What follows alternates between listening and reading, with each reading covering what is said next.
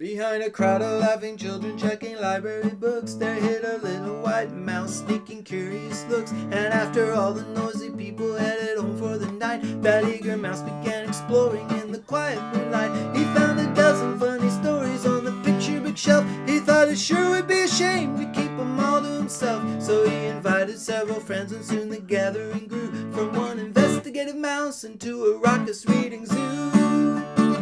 It was pandemonium at the library, yeah, yeah. The night the animals took over for a storybook jamboree.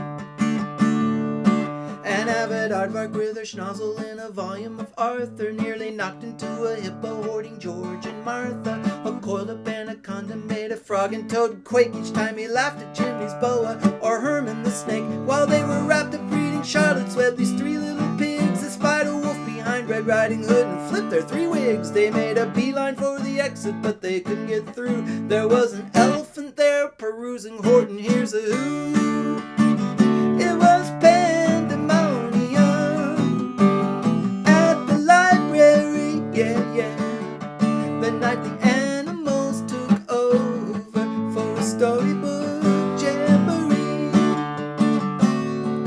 A learned turtle skimming Yertle, and the tortoise and hare advised a very quiet cricket on finding Times Square. A bird and bat were making friends with Stella Luna to thank. A poor old yeller hound was sniffing round for Clifford and Hank. A dusty tiger growling Jungle Book was growling the smile right off a crocodile who kept on cracking up over law, while some enormous wild thing holed up under the stairs was reading Winnie the Pooh and the Berenstain Bears.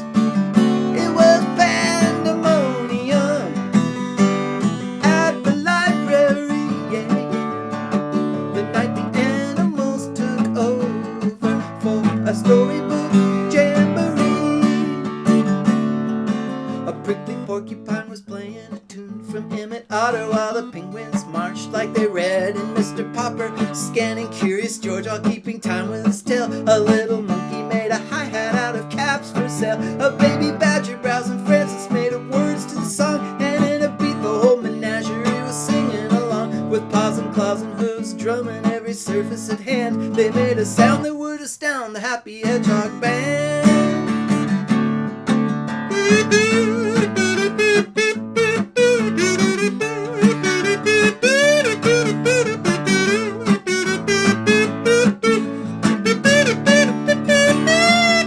While they sang and danced to the rhythm and rhyme, and they did it slow a bit before the morning time, that tidy turtle started stacking all the stories they'd read into a heap of fiction higher than the elephant's head. It was pandemonium at the library, yeah, yeah. The night the animals took over for a storybook jamboree. The new librarian who sauntered in to open at dawn was sure surprised to see those crazy creatures carrying on. There was a panic when they caught the stormy look in her eye. They cleared their mess ASAP and gave a hasty goodbye. But here's a secret: every Friday now at 9:45, she gets a herd of priestly readers for a party again. 'Cause if you give a mouse a cookie, he'll desire milk indeed. But what delight when you invite a little critter to read. You get pandemonium at the library, yeah, yeah. Oh, when the animals take over for a storybook jamboree. Pandemonium, a rock and roll and reading stampede. Oh, when the animals take over with so many great books to read.